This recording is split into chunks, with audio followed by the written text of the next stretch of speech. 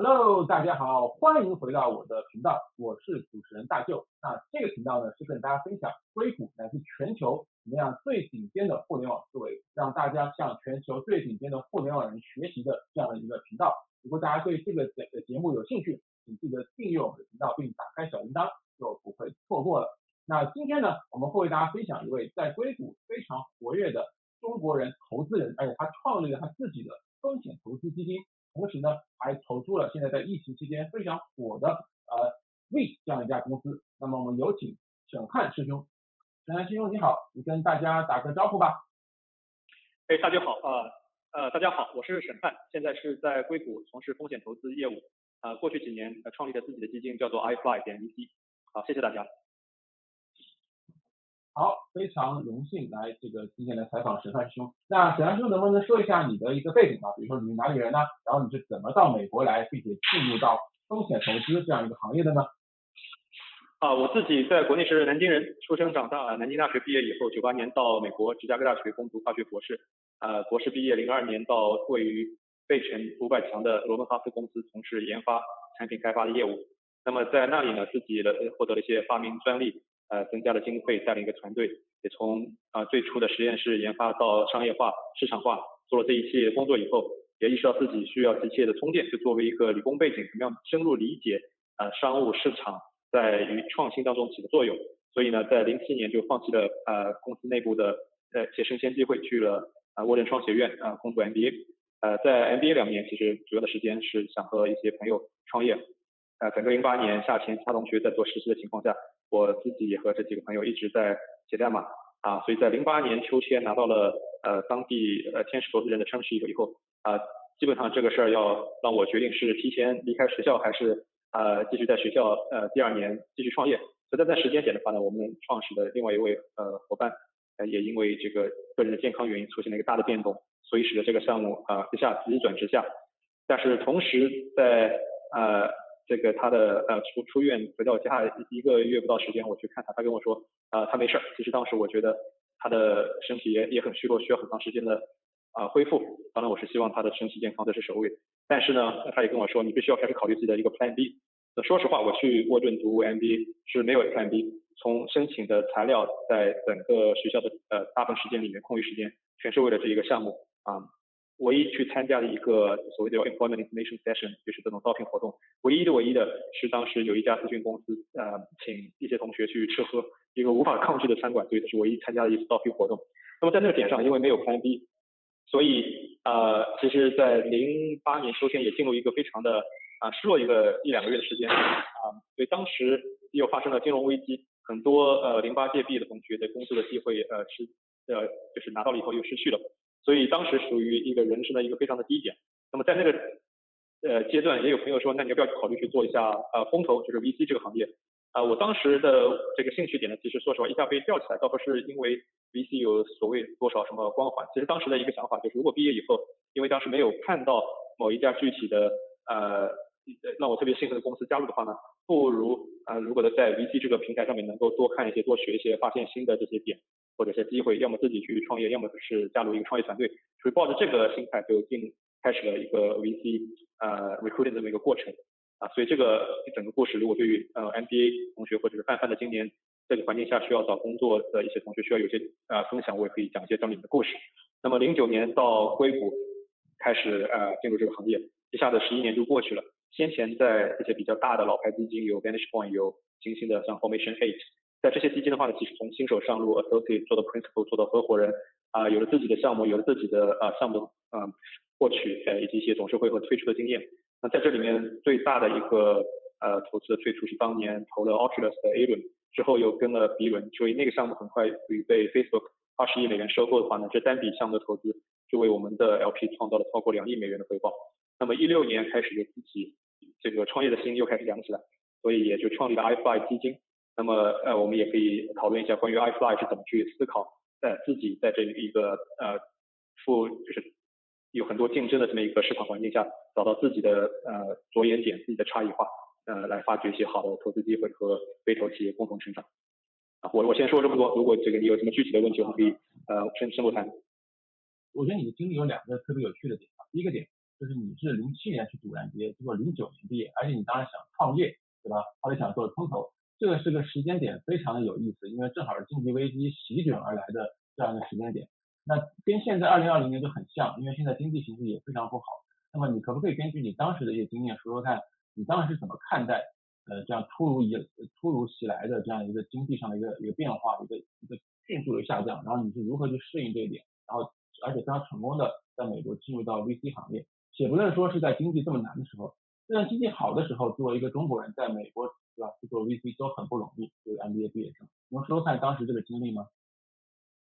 好，没问题。首先我觉得从08年金融危机到现在这个疫情带来的很多的不确定性因素，其实呢，说白了，这个宏观的环境，我们作为一个个体很难去做出有效的改变。那我说白了，我的心态是既来之则安之。那么在财务上，个人怎么样就是开源节流，保证自己的个人财务能够维持。同时包括因为现在疫情增加很多不确定性因素，对个人的身体健康、家庭的保护，那肯定是首当其冲。但是我想就是作为一个个体来说，要保持的心态就在于，不管是经济环境也好，还是宏观的状况，起起伏伏其实很正常的。不管是在什么样的人生阶段，接触或者经历这些过程，你从比较正面的角度去思考的话，这就其实给人自己一个历练的机会。因为我在美国不光经历了08年，还有经历了01、02年，就是 tech bubble 这么一个过程。所以有了这些经历以后呢，就觉得很艰难的环境下，如果能够去努力能够获得自己想要的，其实在其他的环境下，哪怕再有一些小的挑战或者是挫折，这其实都是怎么说呢？自己应该有信心去更好的面对、更好的克服。那么在当时08年的09年这个环境下，其实就像你说的，哪怕经济环境好，要去做 VC 也是一个很挑战的一个过程。事实上我觉得因为过去这几年有大量的资金进入 VC 这个行业，所以涌现出的新基金也好，或者职业的岗位也好，层出不穷，其实供给端多了很多。但是在08、09年那个点上，就是不光是因为宏观的原因，本来这个基金就少很多现在出来的很不错的基金当时都不存在，所以在当时的这个背景环境下，怎么样去探索，我想能有几点。就第一的话呢，因为大部分的商学院它的职业指导中心能给出的资源和帮助，其实是非常一种属于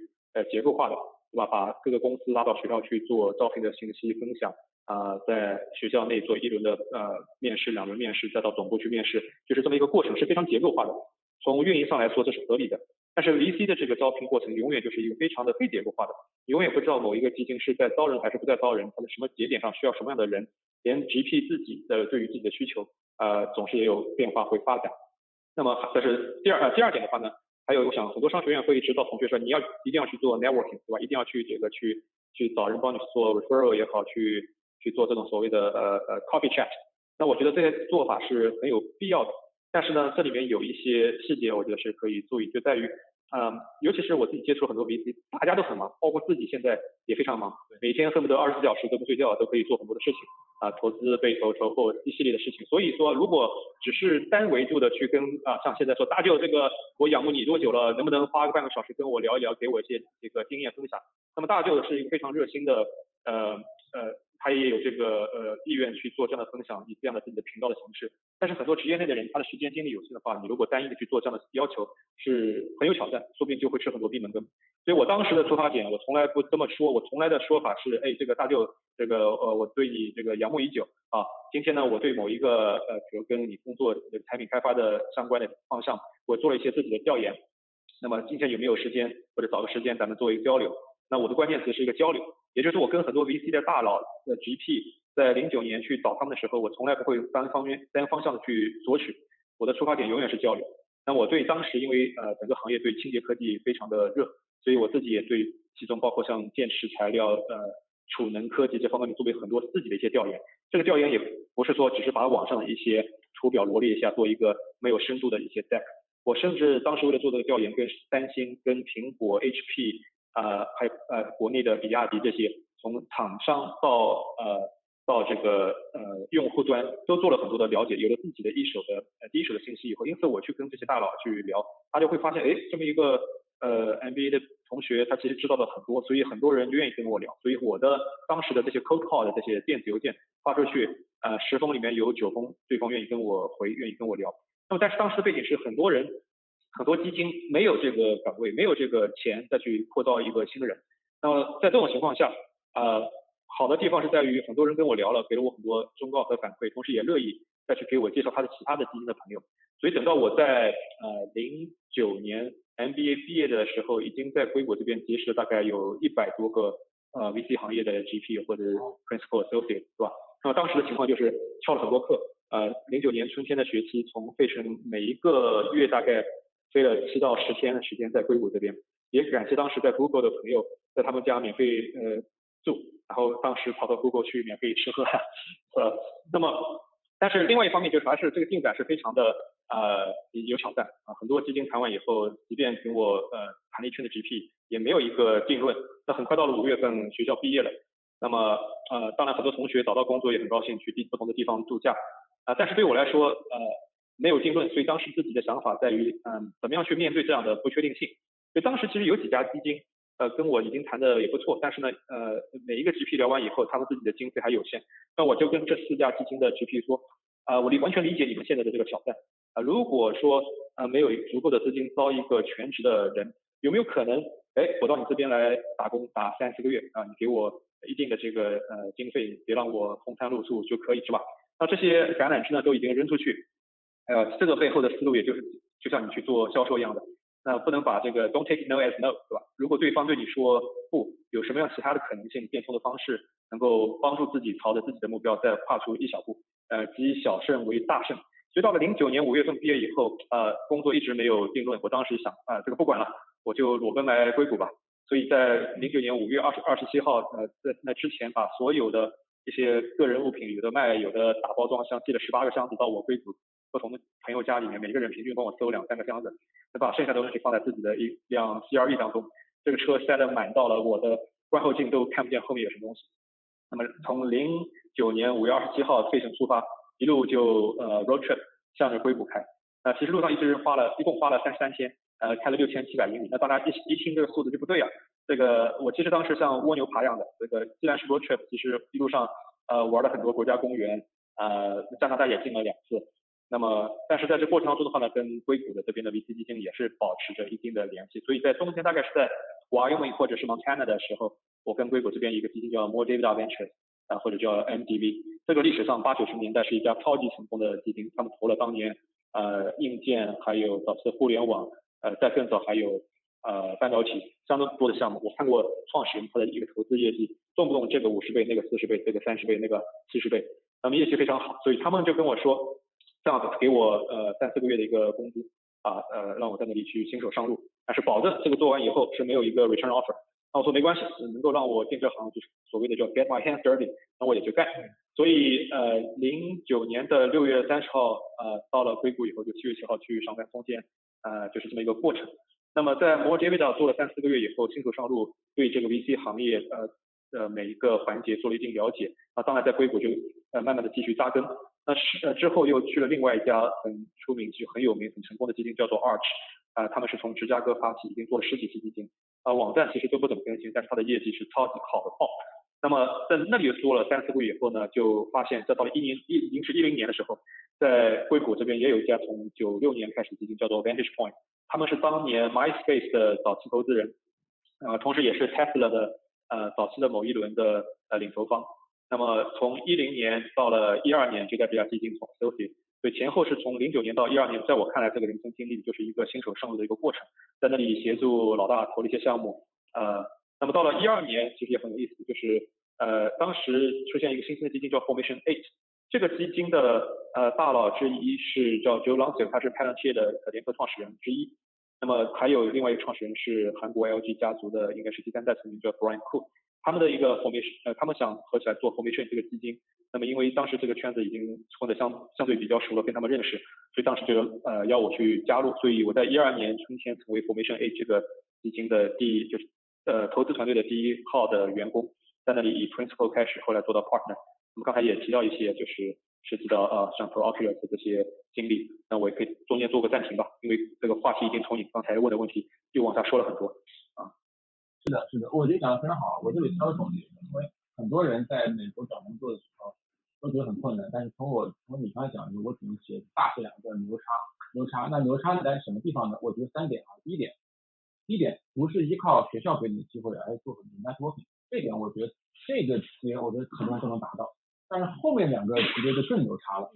第二个时候你是有一种平等的心态去和那些大佬沟通，而不是说是求他们的时间，对不对？实际上你做了大量的功课，因此你有了一个你的个人观点，也就是说你作为一个没有经验的人，但是你做了大量的功课，产生了某个观点，使得你自己对他们产生了意义和价值。那这一点在 networking 上来说很少有人做到，而这一点是非常非常厉害的，这也非常厉害，我觉得这个非常值得我和其他所有的朋友学习。那第3点更厉害的是什么呢？就是你去找别人的时候，别人说 no， 那你等于是做了相当于做了2个实习，然后呢再到一个专门的一个工作一个 associate， 对不对？那这个实习可能本来是不存在的，你等于是你自己 propose 的一个实习，说要不我带你做几个礼拜或者几个月，对不对？然后你就让我用一下，然后没有 return offer 也没有关系，对不对？所以我觉得这3点是很厉害的。第一点 networking， 第二点自己产生某些 point of view， 自己产生某些价值，第3点自己创造一个实习的 proposal， 让对方来接受。我觉得这3点也算是让我觉得非常牛叉的、非常开眼界的一种做法。那后面可能就是你的这个工作中不断的优秀啊、努力啊，你也成为这个 partner 的这样一个过程。对，我觉得就是今天因为那个时间有限，其实我们就把这个话题可以展开接下来10来分钟再说一下，是吧？这个也感谢大舅帮我做这个总结，其实我自己也没有这么去想过。但是的话呢，我从这个人生包括职业发展到现在那么我的一个思路就在于，其实这里面很多方法论是有相关的。那么当时跟100多个 VC 聊被拒，得自己不断的去不放弃，去开拓自己的机会，其实跟后面自己去在大基金里面找项目，找新的投资机会，甚至16年出来自己去尝试着做基金，那这个都是一种铺垫和积累。那就多插一句，当时自己去做基金，募资前前后后大概谈了大概有至少350个潜在 LP， 大部分都把我们拒了，但是也就是这么一个过程。不放弃，然后不断的总结、提高，想办法，来把这个第一个基金给做起来。所以我想，其实就这些点，可能如果对大家是有帮助的话呢，当然就会很高兴。因为就还有一点就是提到这个过程的结构性和非结构性。我觉得世界上其实你从学校出来以后，大部分的情况、大部分的环境是没有结构性的，对吧？得自己去趟这个水，自己去发现自己的一个路径。然后简简单单看 LinkedIn 的这些信息这个审判有一个化学博士读了沃顿 MBA 干了这个事儿，他能做 VC， 我也能做 VC。那么，但是大家殊不知，在这个 profile 背后，每个人的经历、每个人的认知、每个人做的事情的具体细节是不一样的。所以很多这些呢，就造成每个人自己的路径会不一样。那么在这个趟水的这个过程当中，做如何的判断、选择什么样的事情放弃，什么样的事情去加大力度去做，这个其实是不断的一个自己长进提高的一个方面。我想对于我现在还是一个很重要的一个节点，对于基金的管理，对于投资策略方方面面。好，那接下来就问最后一个问题，那就是你后来是怎么去自己成立自己的 VC 的？这个过程是怎么样的一个过程呢？说白了，就是因为自己投资的积累，人脉的积累，还有一些个人的业绩，做了有7年以后，到了15年年底、16年年初，其实当时有一个契机在于，虽然这基金做得很成功，除了刚才说的 Oculus 以外，Formation A 也是很多其他成功推出的项目的领头方，也包括现在还有一个叫做 Wish 已经账面上100亿美元。Formation A 是当年 A 轮的领头方，现在目前估计还有10%左右的一个股份在里面。但是当时碰到一个问题，在15年年底，Formation A 3个联合创始人他们决定分道扬镳，因为他们的投资理念、策略、管理还是有一些差异。那当时我当然觉得这个他们的分手也好，其实还是非常的，我说的是 civil and amicable， 是吧？是一个和平的分手。但是每一个具体的个人面临着说，将来何去何从？所以当时呢，我自己这个想创业的心又开始痒，想自己去试试自己投资一些新的策略、理念，还有实际操作当中的一些标准和原则。因此，我跟那几位就说，他们新成立的基金呢，我就不加入了，想自己去试一下。那所以从16年年初把当时有几个董事会的席位就交接转移掉以后，就开始全职开始募资。所以我们到了16年9月份第一笔资金开始投资，这是后面的话。但是这个怎么想起来去投的话呢？我觉得还是这个点就在于，可能每一个人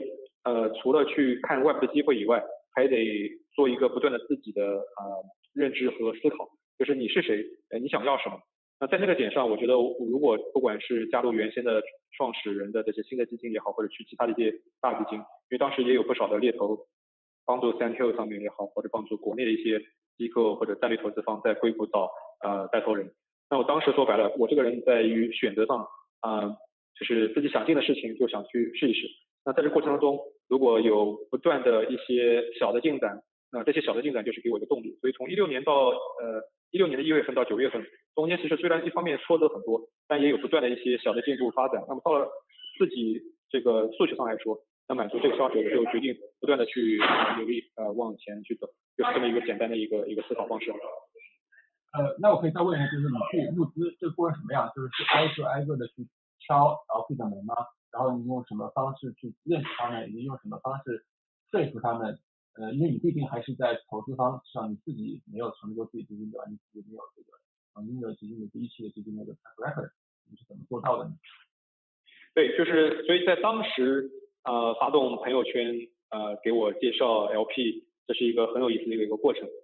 很多认识我的朋友或者认可我的朋友都会帮我主动在美国也好或者在中国也好介绍潜在的投资人。那甚至回到自己以前的同学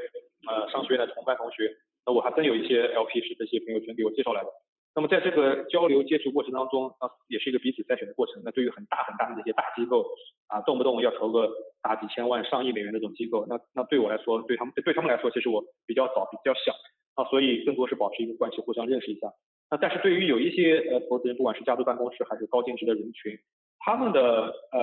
投资策略理念，无非就是一个彼此碰撞、认同的过程。那我们下次可以再细讲我这个 iFly 基金的一些投资策略和理念。那肯定有的 LP 认，有的 LP 不认，对吧？但是最后我会发现，我们的 LP 和我自己作为 GP， 还有我们贝壳企业，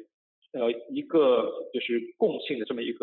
条线吧。从价值观到做事的理念、做事的方式，怎么样去做公司，大家的观点大家的思路是惊人的一致我们后来有投我的除了美国和就是亚洲的一些家族办公室以外，也有些非常成功的创业人士。刚才我说到Palantir 的联合创始人，也是原来Formation A 的联合创始人，是个人的 LP。那么也有像以前在美国这边做电商，有一家叫 Christie.com， 它被亚马逊收购，创始人是我们的 LP。中国这边现在可以披露的，比如说像腾讯的早期的团队成员还有大众点评的创始人这些级别的人士都是我们的 LP。所以我觉得我们跟这样的 LP 交流，除了大家在做事理念上的一致性以外，他们其实也有很大程度上对我们的被投企业能够产生巨大的帮助。除了他们分享自己的人脉带来他的资源以外，很多 LP 很乐意跟我们被投企业进行这种1对1的长时间的探讨。其中有一位去年圣诞夜的一个下午跟我们其中一个被投企业的CEO 聊了一个下午，我自己在旁边听了也是受益匪浅。所以在这过程当中就是一个彼此筛选的过程，那就是怎么样把握这个时间效率找到志同道合的 LP。但是还有一点就在于刚才也提到了，很多 LP 他可能觉得需要对我们再进行一定的观察关注，对吧？看看我们这些人到底是不是靠谱的，说了是1还是做了是2。那么这些的话其实很重要在于，即便这些人对我们说了不，我的心态是我也充满着这个感谢和理解但是呢跟这样的潜在的 LP 无非是大家保持进一步的良好的关系，是吧？展示我们自己的实力和观念。那么将来如果有机会还有机会合作都是可以，基本上就是这么一个心态和过程。